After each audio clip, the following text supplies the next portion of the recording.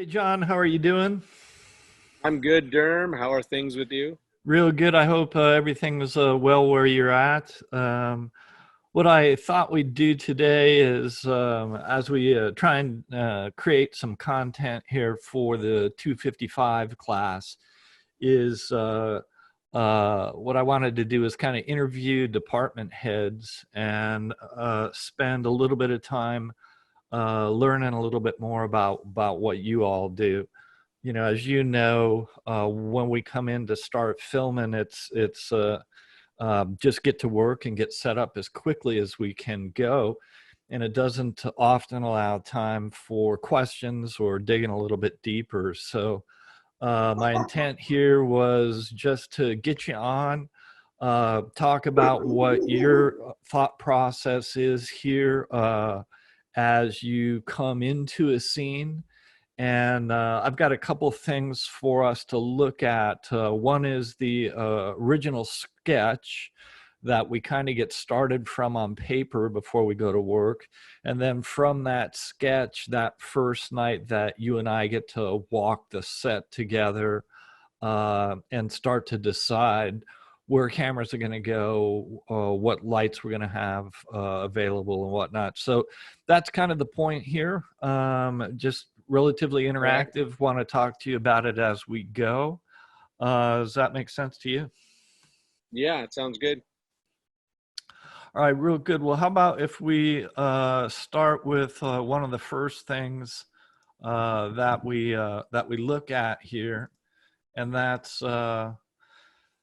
this diagram. So this I create in advance of the shoot, and while it's not at all proportional and the its ability to help us in any way is somewhat suspect, it's a place to start, and it allows me to move forward as I start to figure out how to set up shots and whatnot. So this is really just a beginning. And then from your perspective, you can look at least some general things here, can you not? Yeah, so these overhead layouts are something that I'm always talking about in class.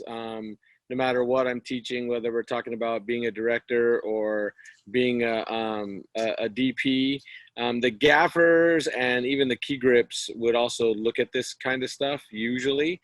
I'm a big fan of these. Like these do me a better help me out more than shot lists help me out. So a shot list is something that an AD is going to look at a lot just to kind of keep them going, knowing how many shots we have to pull off in a day. And it's kind of organized in that little linear kind of fashion. But for a DP, I'd rather see the space and kind of know what the general idea is about how we want to move the camera around. So what I'm looking for when I see the plots would be I can't always tell where you want to go first. You can a little bit if you just look at the lettering system, like A, B, C, D. Those Sure. And points that's tell me, arbitrary. yeah.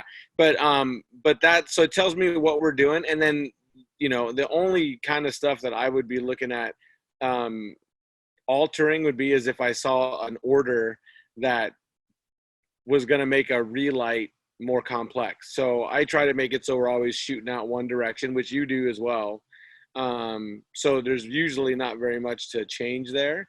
And then the other thing that's unique about our scenario, which is different than being on maybe a feature film or a short film, is this is a set that we go to in a series. So when you're shooting a series, I've worked on this set several times. So when I see this in episode 4 and 5 and 6 and so on and so forth, I've been in that space so many times that I definitely am helped by the diagram to kind of understand where we're going.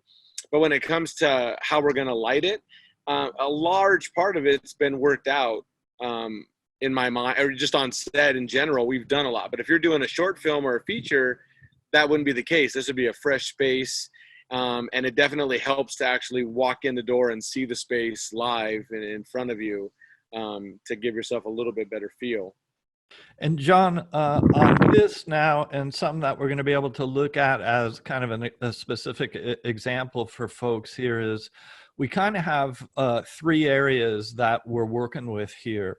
One is that slider with the couch, and that we added Yes. because that's not in the script, and neither is the stairwell. So that was new for you as well to have to light. We hadn't used that before. So we have this general area, we have the stairwell, and then we have the dining room table, which we have used before. Although I don't think we'd had anybody come in that the door from the outside.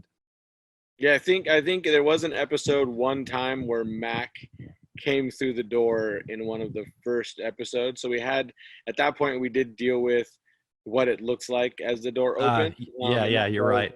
so, but other than that one time, we've never brought anybody in the door. And you'd have to speak on this, but I'm assuming one of the reasons why, which was a great choice, we went to the stairwell is because it gives us a different look and a different feel. Like we had a different space. We could make it look a little bit different. It was a new area that no one had seen before. Yeah, very much. When I got the script in the summer, that scene was actually to take place in the girls' bedroom, and we had used that girls' bedroom in the past. But when we did use it, it was very small. The Sarah had a tough time getting it dressed out in enough time, and it was just really, really tight.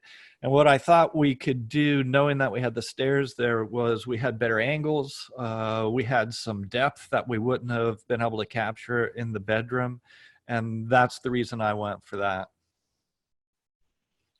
Yeah, I remember using the bedrooms in jail, just adding that fourth wall or the third wall, whatever we're gonna call that. Yeah. Just adding that extra wall was extremely difficult, and it cut the set off to us. So it was even hard to get all our equipment and make adjustments quickly. So it was although it was a very good use of space, it was just not very user friendly when we went to bedroom mode. Yeah, and I think the height in the stairs gave us a more interesting shot, and it was a little bit more intimate than that pink bedroom was as Yeah. well. So let me just pull that screen up one more time.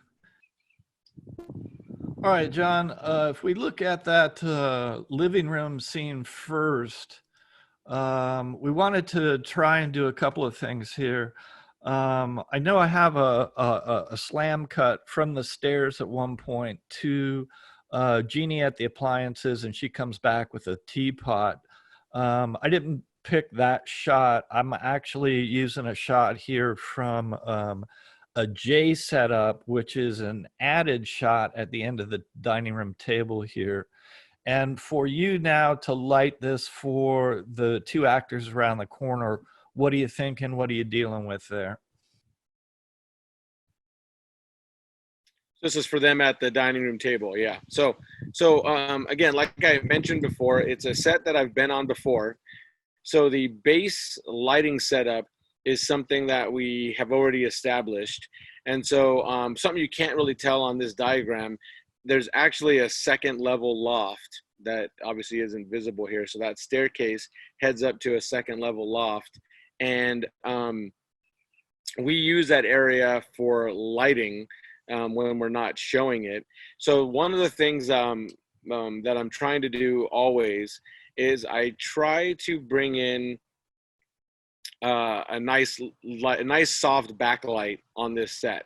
So one of the things that we had to figure out, it took us a couple different versions of this, but the thing that we finally ended up doing is we ended up putting four halogen, like 700 watt par lamps up on the top of this balcony area, and we shoot it through an 18-foot by 4-foot piece of bleached muslin.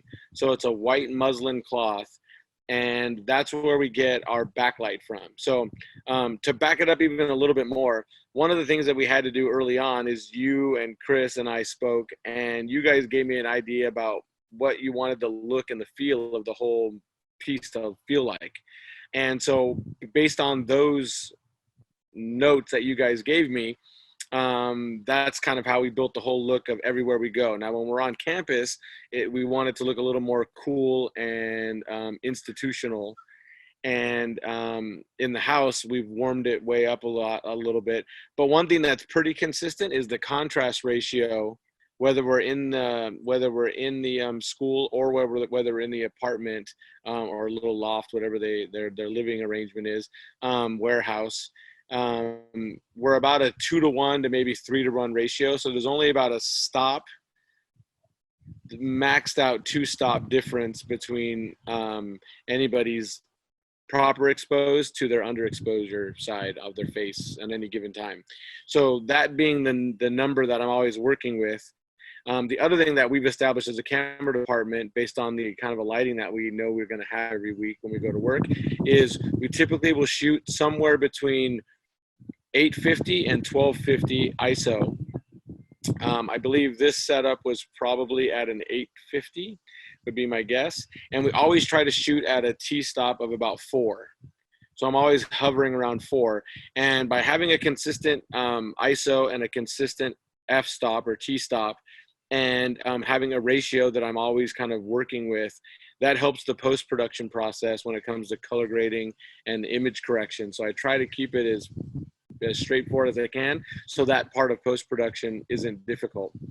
So that being said, we have a 17-foot by 4-foot piece of muslin where we're shooting those 4 700-watt lights through, and that gives me the soft backlight edge. So if you look at the first shot that we're going to look at, I think, is a shot of our character. It's Mac is the character name. Lexi's the actor's name. You'll be able to see that there's a soft edge light on her, and then there's a gentleman, Devin, who comes in, and he's got the same soft edge. And so we're getting that from the big 4-foot by 17-foot deal. So you can see there, like mostly on her forehead, you'll see that there's the soft, and then on her nose, you can see an edge on her nose. That light is coming from, that edge is coming from the 17 by 4-foot soft box that we basically built up above. And then the front light, which is my downside, so that's my underexposed area, I guess, that's going to be about a stop to a stop and a half under, and that's being filled by, like, we're shooting par cans from the grid that's up above. So the grid that's up above is what's giving us those lights. And I think we have I think it's something like 3 probably 500 to 700 watt par cans that I think we have at about 50%, and that's what's getting us the color temperature and the exposure level that we need on this side. And then if you're looking at the rest of the set, we have this window effect, blinds effect, that's off to the left side of the screen, and that plays pretty much anytime we're in that house. And that is a 50-watt Felix LED at its warmest color temp, so that's 3,200 degrees. And then we have it shooting through a Cucaloris, a cookie that we made out of cardboard that's just got the blind slats in it. We made that a year ago, and we still use it today. And then we have some full CTO, which is color corrective or color temperature orange gel that we place on it, and that gets us that window blinds effect. And then if you run the shot, you'll see us dolly through. Actually, I think it's the next shot where it gets a little wider, where you can see some of the other practicals that we have set up.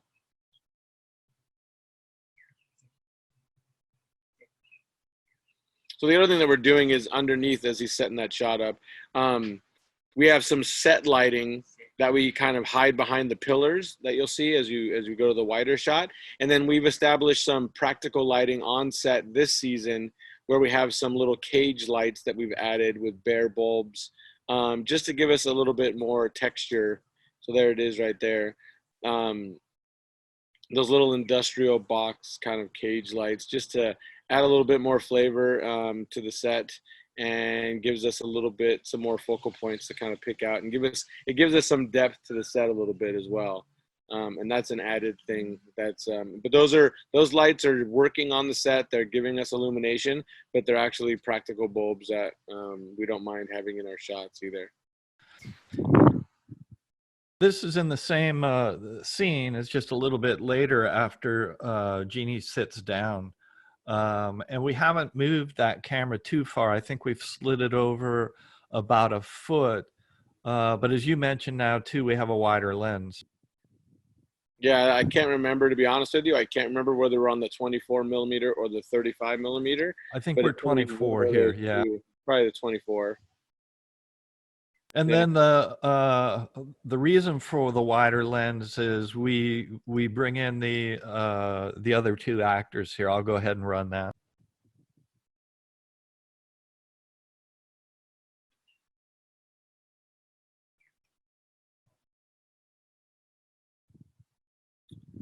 So if we hold it, we pause it on a good shot of Devin right there. So you can see, it's hard to tell there, but you can see that, so that we're still getting that edge. It's a very soft edge. There you go. Now we got the soft edge on his nose, and we're getting a little bit of wraparound on his cheek. That's on our side. So we can still see that that's being shown. And then the camera side is the downside. So that side's a little bit underexposed. But all that hard, that are actually that edge light, is all that big softbox coming from above. And then we do have a little bit of a top light that comes down on the table that is hitting the backpack. And then the other thing you can see working is there's a little bit of light on the green wall behind him. That's actually a Felix that's clamped onto the stage space above. I think it's a 30 amp or a 30 watt LED that's clamped on there. And then that's what gives us the little light on the wall. And then the light and the back brick over the head of the two new characters that walked in. I'm forgetting her name. The shorter one that's standing next to Devin. I can't remember her character name or her name. I'm sorry. Yeah, so over her head, you can see some light on a wall. And that's actually a Felix light that's also clamped up and hidden behind the pillars. And it's like it's acting like one of those cage lights is giving off the light, but it's actually us and some stage lighting that is actually doing the work there on the wall. John, talk for a second, if you will. I'm going to pull this back just a little bit because it shows it better here. But talk about one of the challenges that you run into, Okay. especially in a scene like this with skin tone. Look how light Lexi is, huh? Yeah, so one of the challenges that we have, not a lot on this with this cast, but every once in a while we do run into it. Lexi on the left-hand side, she's very fair complected, very light hair, very light eyes. And then like Devin's character, very dark complexion, dark hair, dark skin complexion. And then even better for us, he's wearing dark clothes and Lexi's wearing a light hoodie. So that makes it even a bigger challenge. So one of the things that I always have to be taking into consideration is the reflective property of whatever I'm photographing. So when you're in a scenario like this, and even both of our main characters, Jeannie and Lexi, are both wearing lighter clothes with fairer complexions, even though Alicia has darker hair over there. And then the other two have very dark clothes and darker complexions, darker hair color. So the trick is I have to be able to add a little bit more light to those characters that are reflecting less. And with our camera package and the scenario that we're under, we don't always have a lot of time to make those fine-tuned kind of adjustments. We do often have to kind of let it fly and get through our material, which you'll find professionally as well. There's going to be projects that you work on professionally that you just don't have the time to kind of dial stuff in like that. But if I have some understanding of what's going to happen, so even before we shot this, I knew that Devin was darker hair, darker complected, and I knew Lexi was going to be there, and I knew that she was more fair skinned. So we had already kind of tried to figure out how we were going to work with that. And I'm pretty sure we have the fill light on that right side of the table. We have that fill light bumped up. I think it's either 10 or 15% hotter on that side of the table, even though it doesn't look like it. Even if you're looking at it as it looks right now, you would say that right side has less light, but we are actually kicking in more light on that right side than we are on the left side. That's great. Nice job. I'm going to go ahead and reset that. John, you said that you had you have a new app that you can use. Maybe we can show that, and I'll start using that so I can get away from the pencil. So you kind of broke up there for a second. Yeah. But yeah, let's take a look at your app. That'll be easier to work with in the future. And then we'll show the last scene that I want to look at. Okay, so here's the app that I have. It's called Shot Designer. One of the cool parts about this particular app is you can use it on, like I can use this with the Pro version. The Pro version is $20, I believe. And you can use it, I can use it on my iPad and my phone and my laptop and my desktop if they're all the same. Excuse me, if they're all the same make. So I use all Mac products. So I actually started this on an iPad and then brought it over to my laptop and I'm able to share with other people if they're using the app as well. So it gives you a little bit more flexibility when it comes to designing your sets. It looks pretty clean. And it also, we won't show any of it here, but you can actually animate any of the camera moves and animate any of the character movement. So this plot, I'll show you the original. So there's the original plot that we were working off of. My scale is a little bit different than Derm's scale, so it doesn't quite match up, but it's basically the same scene. So if I get rid of the background one now, this slider shot at the sofa is the same shot that was set up.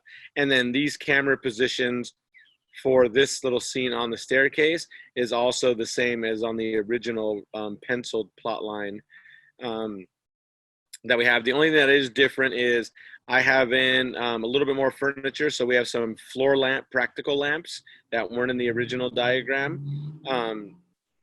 And those are items I know are there. And then the beams weren't in the original diagram, and I have the beams in there. And the reason why I have the beams is because I know I hide lights behind them. So when I'm thinking about how I'm lighting the setup and what I'm doing, just having making sure I know exactly what's going to be there is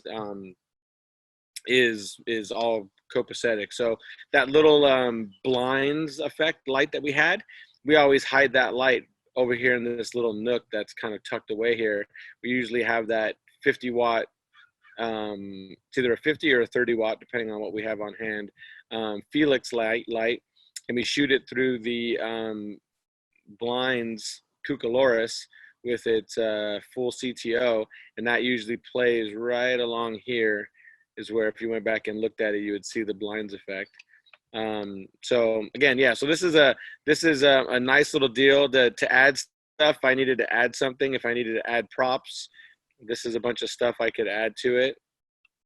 If I needed to add something to the set, doorways, openings, add more walls, put windows, open doors, you add it there. If I needed to add a character, I could put new people. So if I wanted to stick Devin over here and put him in there, I could add him over there, make him face whichever direction I wanted to face him. Right, and it's as simple as that, and then I can name it if I needed to. And then it's the same thing with cameras. If I needed to add a camera, I sit here, pick a camera, pick a spot, and this would be kind of sort of the camera position for one of the shots we looked at. Yep, sure is. Right, and so if I needed to, like, if this was a tracking shot, I click on it, I click on it again, and it says track 2. And if I wanted to track to there, it'll add the next camera. And then if I move this, it moves the track. Yeah, I like that a lot.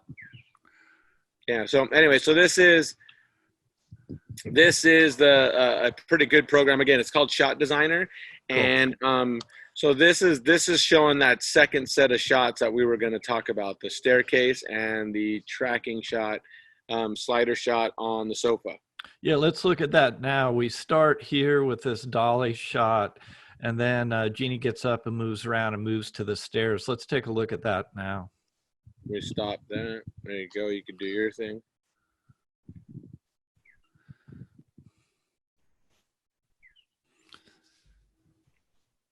I think in the script we had her, she was supposed to be outside the girl's bedroom. And when we stopped using that, we added this shot, asked for the couch to be added as a prop. So dolly shot, single shot here, Yep. and this will take her around and we'll pick her up on the inside there. A little bit of a boom up. You can see your gobo light in the back there.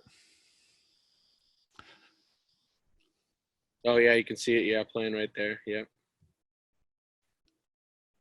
So one of the things that was new to this whole deal was that that sofa was new to the set. Yeah. When we shot this room. So that was a new piece of set, furniture that we hadn't had before that we were able to play with. And then obviously we had never seen the stairwell in any of our episodes yet either. So it was a new area to light. If you go back to the sofa is a piece of cake. So basically, if you go to the wider shot up on that, one of the things too, there's no way to show it to you here, but the slider that we're using to do this shot is a slider it's actually homemade. Like I made it with my daughter's boyfriend and his brother. We made this slider rig that now we use often. One of the things that you just learn how to do when you're doing independent filmmaking is you learn how to be resourceful and you learn how to make things that you need if you can't get your hands on it, or maybe you don't have the money to get your hands on it. So we have a pretty good dolly system that we already use. In fact, we have a couple of them, but we hadn't found a good slider system that could carry our camera gear, because our camera gear is pretty heavy. If you're talking about our tripod head plus our camera rig, it's probably 25 pounds, probably 20 pounds. That's a nice piece of gear. Yeah. So we needed a slider system that could handle that. So we made one that would have cost us, you can purchase something very similar to it. It would cost about $800 to $1,000 to purchase it. And we made it, I think, for about $60 is I think what we ended up spending to make it. So that's been a helpful tool. Yeah. And then now going to the lighting of this, the only thing we did on this is we're using the same fill light that we have been using, and we have our and then the only other thing that we've placed is we've placed a 50-watt Felix light just out of the reach up there, just up in here, and it's acting as the light from this practical lamp. Yeah. So it's coming down and hitting her right in here, and it's doing the work that lamp appears to be doing. And in that lamp, what we have is I think we have it's called a PH211. So it's a 75-watt incandescent motion picture type globe. It's a globe they use for practical lamps on movie sets all the time. And then we have it hooked to 150 amp, 150 watt dimmer, and so we probably have it dimmed down to probably 70%, and that's what we were using on the practicals, and then we have the Felix light doing the work. Yeah, it looks real good, and one of the things that I want to share is, first of all, I love working with you, and I think we approach these things from a similar point of view, and especially from an efficiency standpoint. So we're not a feature film. We can't relight for every shot, and you're having to light for large spaces and movement within there. And I think when we look at the sketch and then when we hit the set and figure out what we're doing, we're figuring out how to get as much out of a lighting scheme as we can, simply because it costs so much time for us to reset that.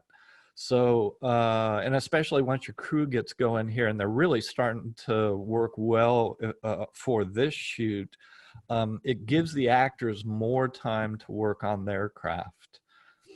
So, and that kind of dawned on me when we come around to this shot, John, is you've had to light it for her to come in, come up the stairs, go back down the stairs, and then eventually sit down on the stairs there, correct?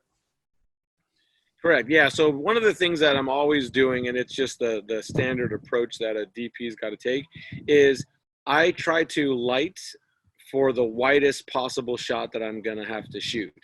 Now, when we go in for our close-ups, we are going to make some tweaks, and we're going to, maybe beautify it up a little bit, pretty it up a little bit when we get a little tighter, keeping the integrity of what the lighting was, the motivation for the lighting initially.